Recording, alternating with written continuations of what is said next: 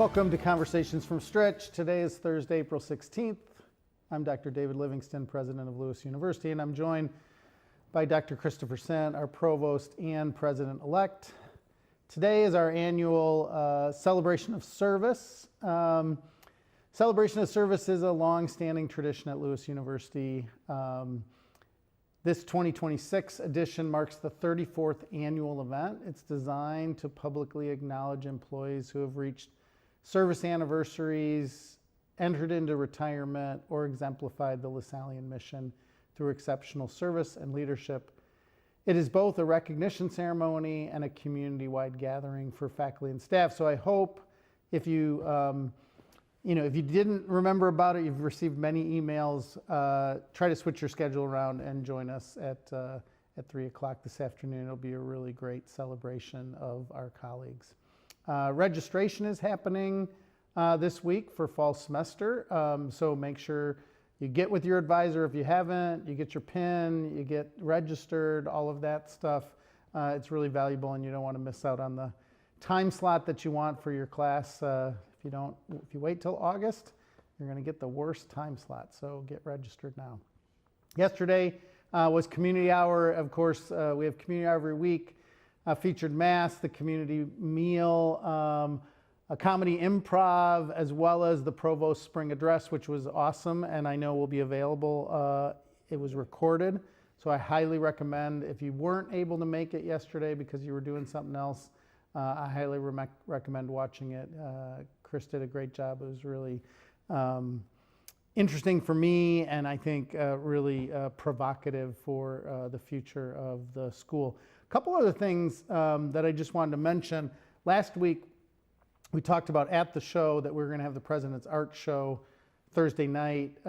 It was a really great event. The gallery was full of people, full of artists, and the art pieces in the show were really exceptional. I know we're going to be switching out and moving towards the Senior Art Show, which we'll also talk about as future events move forward. So that was, really a great event, and I'm really glad we were able to participate in it. The other thing we talked about last week that I just want to mention is we did have our campus visit day this weekend. Had really great turnout. I think we had 700 chairs set up, so there were probably about 800 people. There was a lot of standing room, people sitting on the bleachers that we pulled up. So really great event. Want to be, say a special thank you to all the faculty and staff that showed up to welcome prospective future flyers. These are some seniors who are making their final decision, but also some sophomores and juniors and some transfer students that are looking at possibly joining the Lewis community. So thanks to everybody. It was a great event. And the campus, of course, it was a beautiful day, so it showed really well. So we have other news that you're going to talk about, Chris? Yeah, those were great events. That art show is incredible. So we really encourage people to go by and check it out before it's gone. A couple pieces of news. Lewis University has earned multiple listings in the 2026 Best Graduate School rankings by the U.S. News World and World Report. The recognized programs include Best Education Schools, Best Nursing Master's Programs, Best Doctor of Nursing Practice Programs, Occupational Therapy Programs, Social Work, Speech Language Pathology, and these rankings include, they kind of come out of an analysis, an in-depth analysis, evaluation of programs across many criteria. So we are really pleased to see so many Lewis programs at the height of those rankings. We're pleased to announce that Kevin Reynolds has been named the head coach of the Lewis men's basketball team. Athletic Director John Ashlew said that Reynolds is a, quote, leader who could elevate your program competitively while developing young men the right way. Reynolds has an overall record as a coach, as a head coach, of 252 to 138. He won an average of 20 games per season and has appeared in 6 postseason tournaments. We're really pleased to have Kevin with us in our community. This is really interesting. The history behind Lewis University Airport and the role aviation has played in the Romeoville community was recently presented at the White Oak Library District's Romeoville branch by Dr. Ryan Phillips, chair of the aviation department, and Dr. Kurt Shackmuth. Has many titles, but in this case, he is the co-author of the Lewis University history, which many of us have read. They hosted the discussion called Romeoville's Aviation Industry. During the event, the speakers explored the integral role of the Lewis University Airport within the local community, highlighting how the facility continues to shape the area's cultural and economic landscape. It detailed the airport's extensive reach, noting that it provides essential commercial, industrial, instructional, and personal aviation services to Will County.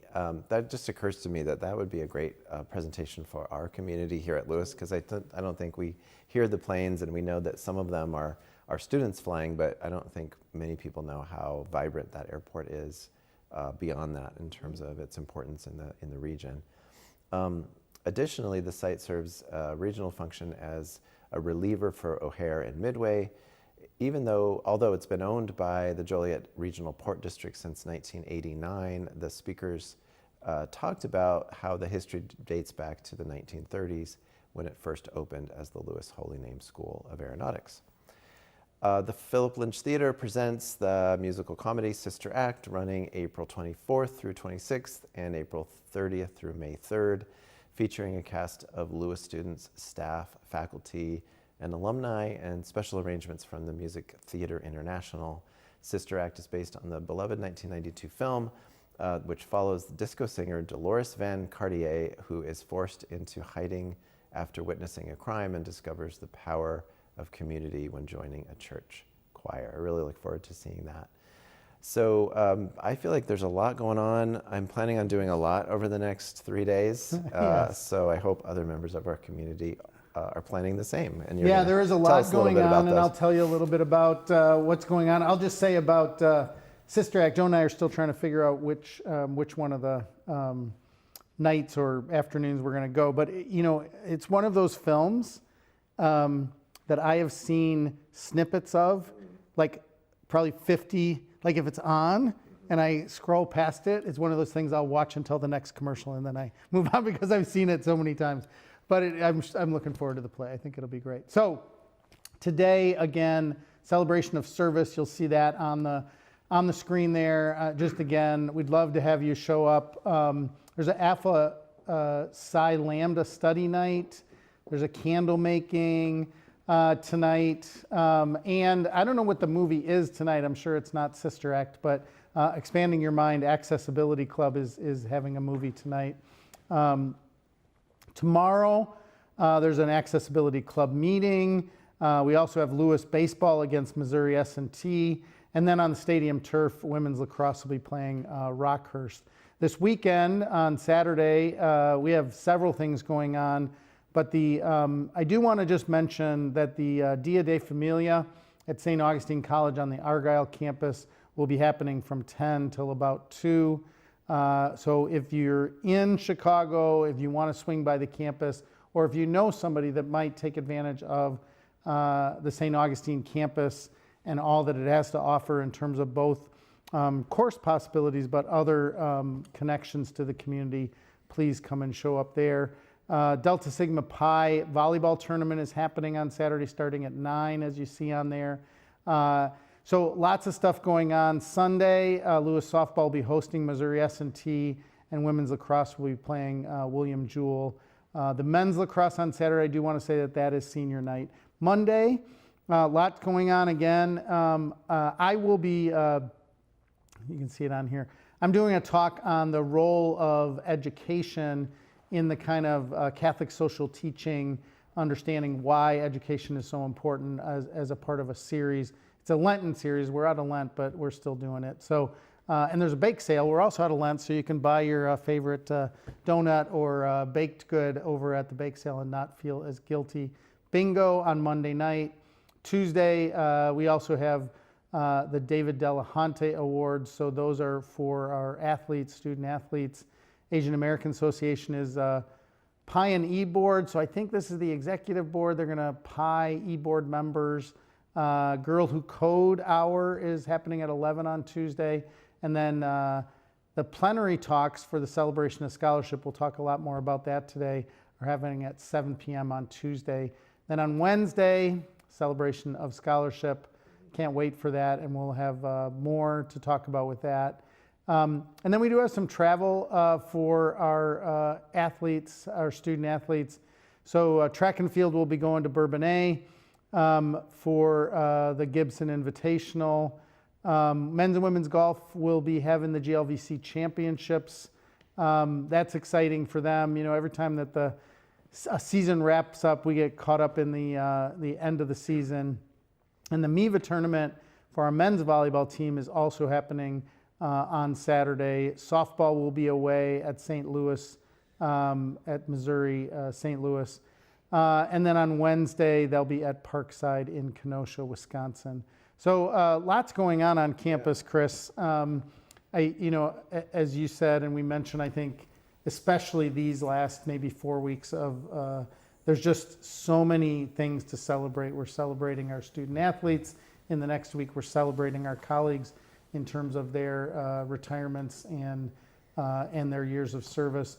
But there's just tons of celebration that'll happen. And you're going to introduce our guests, which is another celebration. I wanted to mention a couple things first. So that there's so much going on Saturday. I'm really excited. I think I'm going to try to go to Uptown and back here to go to that ACA conference you mentioned quickly, is a regional conference of student research relevant to our topic today.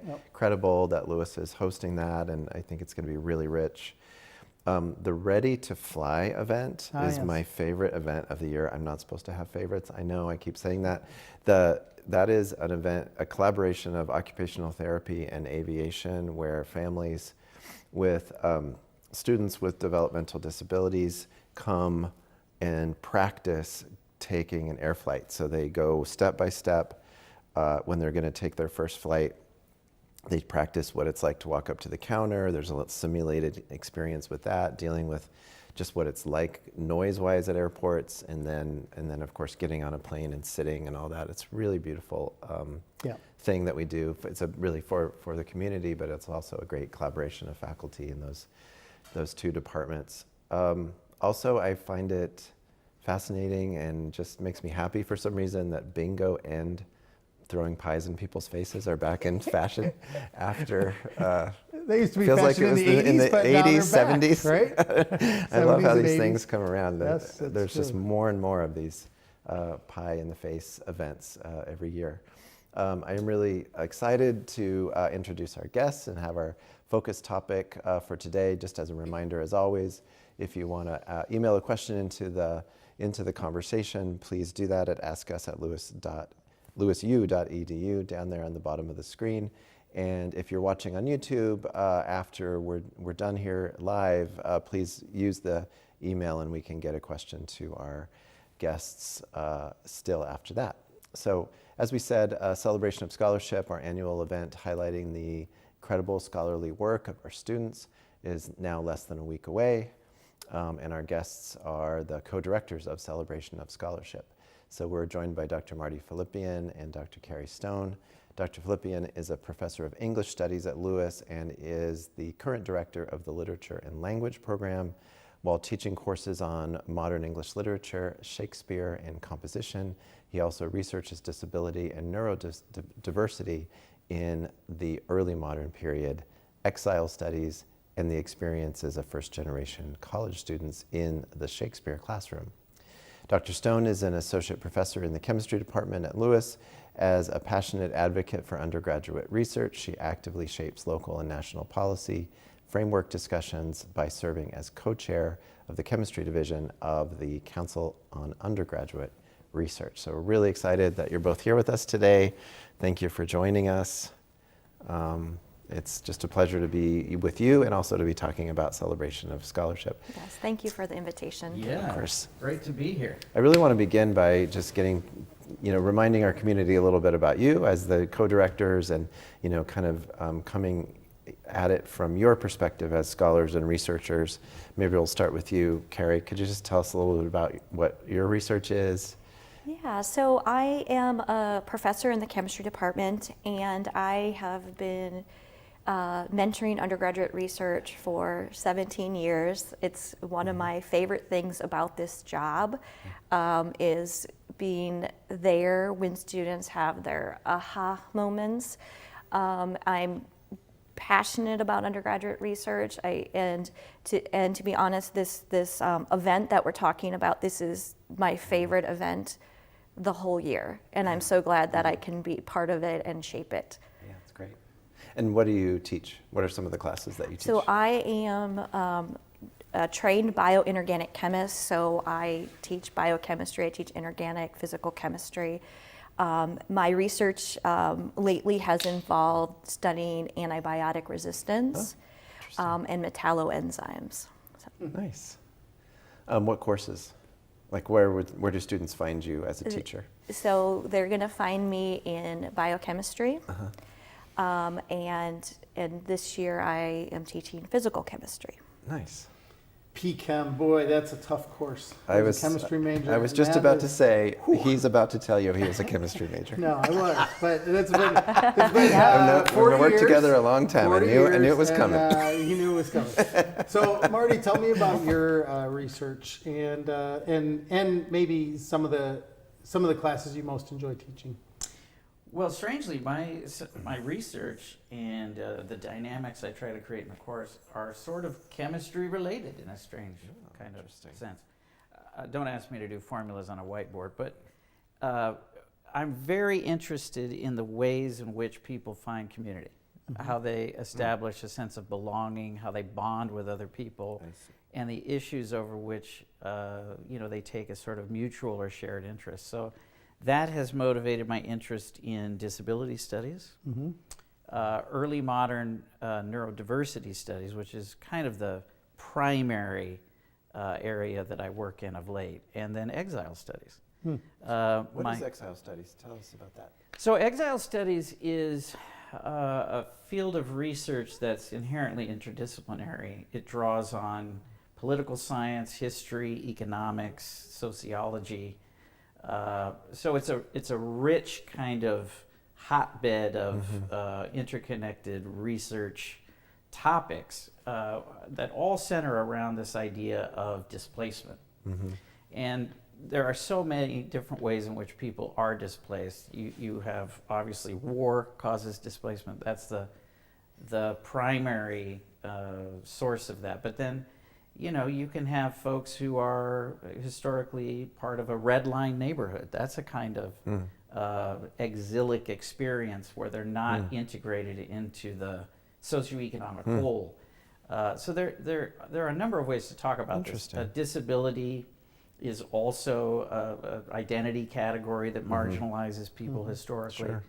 And so when you sort of tweak the lens a little bit, when you look at these issues and you take a page out of this older model of exilic studies, which is largely interested in diaspora and displacement. Yeah, that's what I thought it was about. Yeah. Now you can start to see how people can be in a place, but not really of the place. Right. They can be in a community, but they're not really of the community, and they don't have that sense of belonging. So the particular sliver of exile studies that I focus on has to do with first-generation college students and the disability. So I'm interested in, because I think this connects to, we'll get into the student research and we'll get into celebration of scholarship, but I'm interested in so you're a Shakespeare scholar traditionally. Right. I guess I just want to, that's where the Chris's kind of intro started. I think for students who do research, it's an interesting question to watch somebody's career in research, right? So this is interesting to me because you were going along, I assume your dissertation was on Shakespeare in some way. It wasn't. Okay. But maybe you could just talk about how you got into, like, where exile studies, where that came in. Did you meet somebody? Did you read a paper? did you, because I think these kind of specific Right. things of how did my path of research shift is really interesting to students, because they think they're going to go and do this, and then all of a sudden 5 years later they're doing this other thing which they're still totally interested in and competent to be able to do it, but they, you know, two roads diverged in a wood kind of thing, right? Exactly. No, it's a great question, and I think, you know, if I can think back to when I first started in my first teaching position, I really kind of had a sense that I'm going to do this one thing until I die. This will take up what I teach. This will be the research focus. And then you start to realize, well, you're a curious person. That's why you're in higher ed in the first place. And there are all sorts of questions that will pop up in the course of research that you can't answer given the path that you're on at the moment. So you have to find a way to draw on what got you there, but now apply it in different ways over here and over there. Right. So that's what happened with Shakespeare. And you know, you raised a couple of possibilities. Did you meet somebody, read some papers? It was all of that, actually. Okay. And when it comes to exile studies, that's a fairly recent application, I guess, of my training that developed about 3 years ago. I knew some people who were doing it in Shakespeare studies, and I was invited to be on a panel because I was writing about first-generation college students and the challenges they faced, that I faced as a first-generation college student. Coming into the university, what does it mean to belong? What are all these acronyms? Where do I go to talk about financial aid or mentorship? Or it's 1,000 questions. And so they had read those essays and articles, and they said, hey, would you come and be on this panel? And by the way, here's a bunch of reading material that we're going to be sharing in our discussion. And then from there, an essay came out about reading Shakespeare in the undergraduate classroom and how there's a kind of exilic anxiety that's attached to it because, you know, first of all, there's a 400-year language and cultural difference that you have to try and surmount. But the other thing is you're in an environment you really don't know anything about. And you, in my case, for example, I came from a family that was not familiar with the university in any sense. So I had to find people who could bring me along, as it were. And I was always very fortunate, and this links directly up with Celebration of Scholarship, that there were faculty who would mentor me, who did take me aside and say, hey, you know, you have an energy for this and you have a knack for it. Let's talk about next steps and let's talk about the future. Yeah, very good.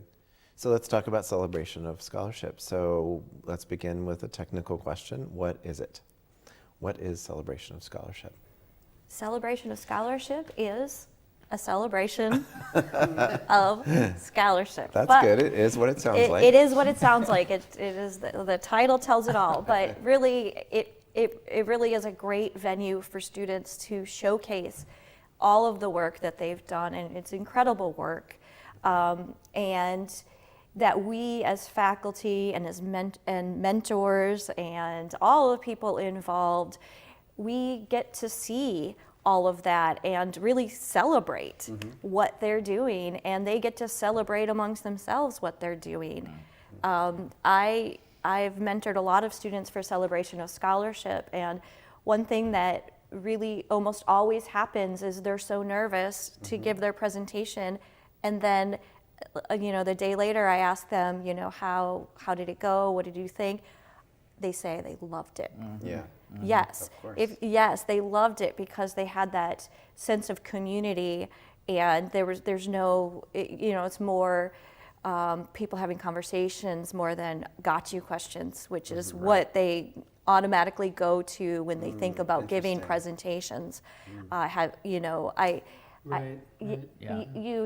right, like, you Yeah, know, people are what going to if, try to trip me up Yeah. as opposed to, Or what if I don't know the answer? It's like, yeah, you know, you want to Yeah. say, well, most of the time you're not going to know the answer. Yeah, right. That's not something to be scared of. Yeah. That should prod you on Right. to deeper understanding. so Kari or Marty, just to go back to, again, the what is it? So you've explained, I think, a part of it, but let me ask this other question of, I know there are hundreds of students that will participate in this, but we have thousands of students that go to school here. So for the student that isn't participating in this year, hasn't participated in the past, how does one actually get into it, right? I'm a student, maybe I'm a first or second year student. Do I have to approach a faculty member? Will it just happen to me because in my senior capstone course I'm going to be doing it? How does one, in the what is it,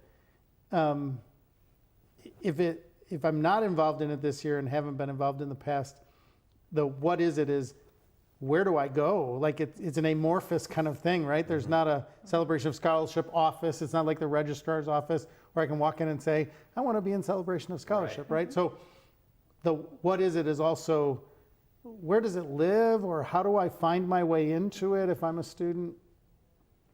Yeah, so that could be lots of different ways. Mm-hmm. So in my department, we have they have to do research at some point during their career, because there is the capstone, Sure. like you suggested. But also in my courses that I teach, I do course-based undergraduate research experiences. And so my students in my general chemistry lab are going to be at Celebration of Scholarship presenting their posters. And so that's just a couple ways that they could get involved in research.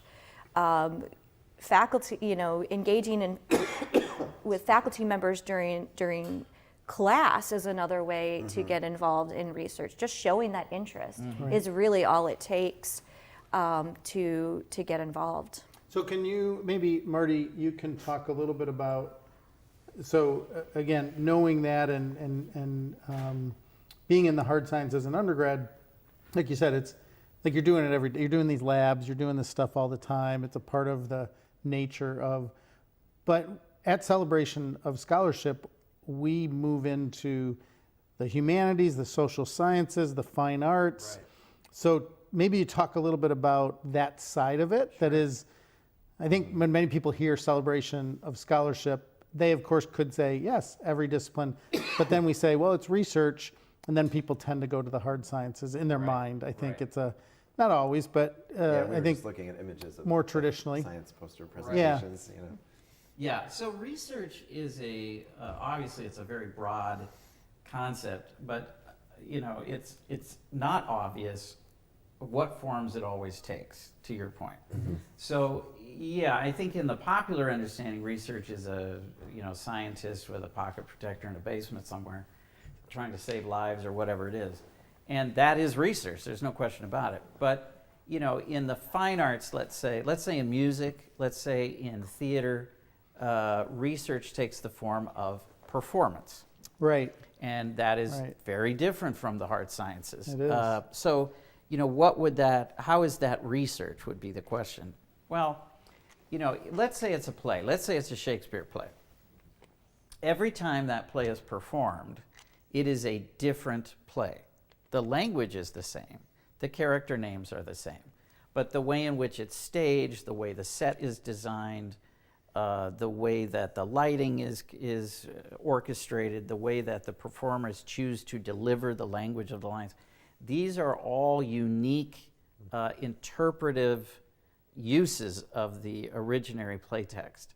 And so in performance studies of that kind, theater for example, performance is the scholarship. Now there are also traditional forms of scholarship. Let's stay with theater for a minute. You have people who are theater historians who do research on, and we'll stay with Shakespeare again, but the history of the acting companies, the play companies that migrated in and around the London area prior to the building of actual what are called purpose-built theaters beginning in the 1560s and then extending up through about 1642 when the theaters were shut down under parliamentary governance. So that's a huge history. Right. We know that, for example, 50 million people took in a play during that period of time, just in London alone. So there's a lot to be written about that isn't specifically performance-based, but it's linked to performance. So when you talk about scholarship in the humanities, and we'll again use theater as an example, you have many different ways in which research can express itself. So maybe if I could Go just ahead. summarize a little bit what I'm hearing, all of the students at Lewis are practicing in the profession that they've chosen. It's probably their major or their graduate program. Sure. So if you're in an English context, you're going to give a paper like a professor of English would give at an external conference. If you're a scientist, if you're a chemist, you're going to give a poster presentation like you would give if you were at a national science conference. Right. And et cetera, into the arts. And Right. poets are going to give poetry readings, and artists are going to display their work. Our business students are going to be they're part of the panel presentations, but also they're going to give this business pitch. They're going to participate in the business pitch competition. So it's really just giving them that first, for most students, it's that first taste of that public presentation that is the standard of the field that they're studying. That's exactly right. Okay. That's exactly right, yeah.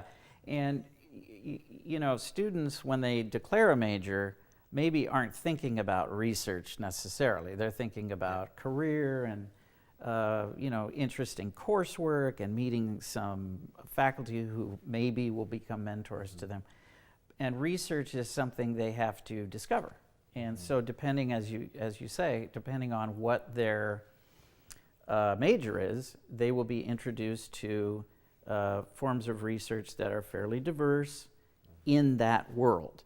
But then when my Shakespeare students take chemistry, for example, they will be introduced to yet another way in which research expresses itself. And it's all valid, it's all extremely important to the human experience, but it's all slightly different. So what are the highlights of celebration of scholarship? I mean, meaning, all right, so I'm a student who also just wants to attend part of it. Sure. Maybe I'm not presenting at all. I just want to go. If, Which is tell me great. that, right, That's great, but right, because we want audiences, Yes, right? of course. Tell me the different ways that what might I go to? Like, because there's many different things that are Sure. And I think happening. we might have a schedule that we can show while Yeah. we're talking about it. Yeah. Yeah, because I just like to hear, there's, Yeah. I guess there's different types of not just from this one's chemistry, this one's English. Yeah. There's different ways in which this is presented Yeah, throughout so the there's different couple kinds days. of research, and then there are different ways in which the research is presented. Yeah, so you could talk about maybe the different presentations, like I can stop in for this type of presentation, or I can go to this kind of thing. Right. What are those? Yeah, so the celebration of scholarship is going to take place on Wednesday, and it's going to be an all-day event. And we have all of the presentation types on their own so that nobody misses anything. So for example, the oral presentations, where it was traditionally a PowerPoint presentation, Right. those are in the morning. We during community hour 12 to 2, we're highlighting this special scholarship. So there's the 3-minute thesis competition. There's the Stephanie Schlachter Awards during that time, where everybody has it blocked off, everybody can participate, and that's going to be in Convocation Hall. In the afternoon, those will be the poster sessions.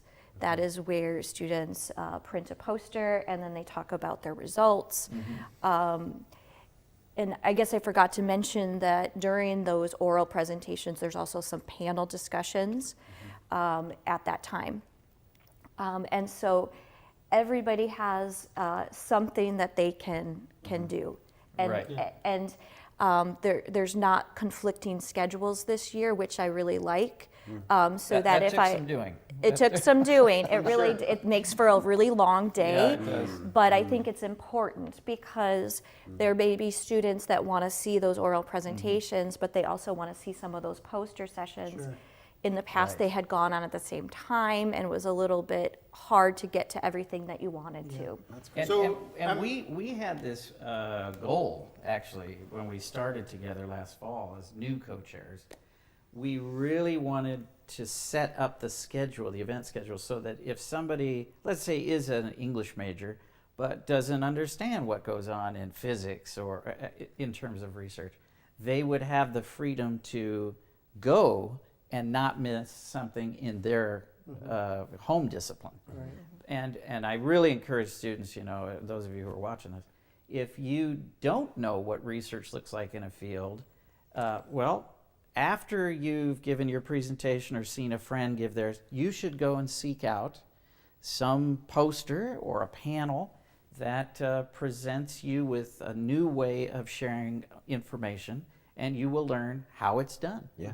Yeah. So it's inherently interdisciplinary in that sense, where you have all of these different knowledge domains coming together. What is a 3-minute That's thesis? what I was gonna say. Now, here, I was just going to say, so I just want to, because it makes me laugh, because I feel like what Kari's going to say is, it's exactly what it is. So I was going to ask the question because I didn't want you to ask 2 questions in a row in which she says, well, celebration of scholarship is a celebration of scholarship. A 3-minute thesis is a 3-minute thesis. But explain what it is. I can explain what it is more than just the title. So it's for graduate students that are working on a thesis. So they have research that they want to present. They have a very short amount of time and they only get 1 slide. And so that's why it's called 3-minute thesis, is because they only have 3 minutes to talk about their giant body of work. And at the same time, they have to pitch it so that the audience gets excited about it. So it's a different way of presenting research in that it's more of a business pitch. And to get people excited. And focused on the impact. And focused on the impact. And it's meant for not just people that are experts in the discipline, but for everybody. I love that concept because it, you know, I often talk about how one of the things it's hard to teach students when you're in the classroom or even in this context is the way that your research makes an impact in the world, in addition to making new knowledge, is you persuade other people about what your research is about. You know, you educate other people about what your work is, and you know, how do you explain it to people in an elevator or at a picnic, or you know, your relatives, and or to potential employers who don't really care the super specific part of your master's level research, but they want to know that you can talk about it with people. It's a great exercise. And this is something that comes out of the interdisciplinary nature of celebration of scholarship is, you know, maybe a Shakespeare student or a performance-based student in theater or music should learn how to do that. Yeah. Right? It's not necessarily germane to our discipline. We don't do that very often. I mean, most times when you ask somebody, what's your dissertation on? You know, you better sit down because you're going to be here a while. There's going to be some wandering around. When I interview people for jobs here, especially humanists, I say, please pretend like we're at a party for this next question. And then I say, what's your dissertation about? Because I just, you know, the long version is not as interesting to other people. That's a skill that a lot of us should learn and will benefit from. I mean, if you look at the leaf on the back leaf on a book jacket. Yeah, it does. That's what that is. Yeah, exactly. That's a great analogy. And so, and I'm interested in, so you already raised it as what I would call, it's a part of social capital to be able to go to a party. And to be able to not be the person who everybody avoids, because as soon as you go on for 20 minutes, right? Because you just can't help yourself but go on for 20 minutes about your subject matter without catching your breath. So what is the role of faculty in that, and what maybe is the role of celebration of scholarship to say, you are an expert in this thing, but you also want to be able to have conversation, not monologue, right? Because many of us get into monologue about our subject matter. And there are people who know the similar things to what you know. Yes. Who you can have deep conversations. But, you know, it's just about audience. It's about knowing audience. Right. Yeah, and I guess I'm interested maybe in all 3 of you, like, how important is that? And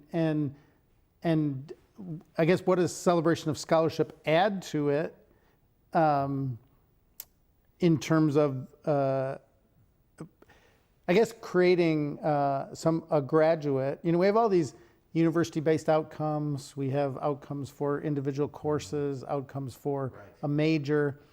But I think one of our university outcomes, it's not articulated this way, but is that one leaves as a citizen of the world. And part of being a citizen is being able to be in conversation about important topics. Right. And people are afraid of public speaking. I guess I'll add that to it. Yeah. So I think Celebration of Scholarship does a lot for graduates, not just as scholars in their field, but as people to be hired, people as citizens, people as friends. Yeah, I would say to your point, all of the activities that will take place during Celebration of Scholarship is really preparing students for their careers. It is really research and other types of scholarship and performance. This is really a career readiness tool. This is where students get those, what we call the soft skills. You know, being able to communicate your science or your whatever your research is, being able to speak to people that may not be experts, but then at the same time sell yourself as, look what I'm doing. It's very impactful. Like this is, you know, like here are the applications. Here are the applications. This is a global health issue. Exactly. You know, you say something like that, and then you get people interested. Exactly. It's really a good way for students to practice that skill, because when they leave here, this is one of the most important skills that they will take with them. Yeah. So just a couple things about the back to the 3-minute thesis. I just want to remind people that it's part of our extended community hour. Is that 2-hour block that Kari talked about. I just really want to emphasize that all staff and faculty in the community should think about going to those 2 hours. We talked about the 3-minute thesis. I just really want to emphasize that 3 minutes means 3 minutes, which makes it really fun to watch. Because you know they're up against this timeline. The clock is actually visible to you. It's a very exciting event to go to. And then tell us a little bit about the Stephanie Schlachter finalists' presentations. So the Stephanie Schlachter Awards is a award given out to undergraduate students. When a student applies for Celebration, they check that they want to be involved in that process. Considered. Considered for the award. Right. There's a committee that gets together and reviews these applications. Chaired by Eric Baker. Shout out to Mr. Baker. And this is going on during the day? This is during community hour, yes. Right. So the evaluation is before. And it narrows it down. And picks then these finalists. finalists. That's right. Finalists, and this year we have 5 finalists, and I want to emphasize that this is undergraduate research. Right. So during the extended community hour, we have an event focused on graduate students and an event focused on undergraduate scholarship. Right. All right. So it's like the cream of the crop of the undergraduate presentations, so to speak, and we get to watch them do their thing, and it's all the different disciplines that may be part of it. And it too is a possible kind of training experience for other students, because you can go in and you can listen and you can hear how this thing is put together. How is it structured? What's the organization at work here? Why do they talk about this first and that later? And that is invaluable. That's a very tricky thing to just learn on your own. Yeah. You kind of need that modeled by somebody who's good at it. Sure. And you've picked out the best. You know, many people applied, and these are the 5 best. So amazing. Last comments or questions. So I just want to do the thank you. Really appreciate, one, your leadership in this. So I know it is like herding cats, getting this all ready, because you're hundreds of people, faculty and students, as well as rooms and room assignments and all of that stuff. So I just want to say thank you for your willingness to step up and do this. It's been a pleasure to hear about this. I'm going to make one comment before I say goodbye. I do also believe that scholarship, again, creates citizens, because when you're a scholar, you understand that it takes a lot of time to understand something. And I think in our current society, we too often get in a situation where we believe that by watching one TikTok video, I can be an expert in something, and then we start talking as if we know things. And I think being a scholar allows you to know that other people know things that I don't know, and it goes against this notion that there's no reason for higher ed at all, right?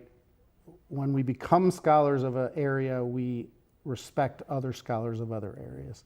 And I think that's a real gift to society and to us as a country. So I'll just say that what we're doing here is really valuable for our society as well. So thank you so much for spending part of your day with us. We'll look forward to connecting next time. Many blessings to you and all those that you love.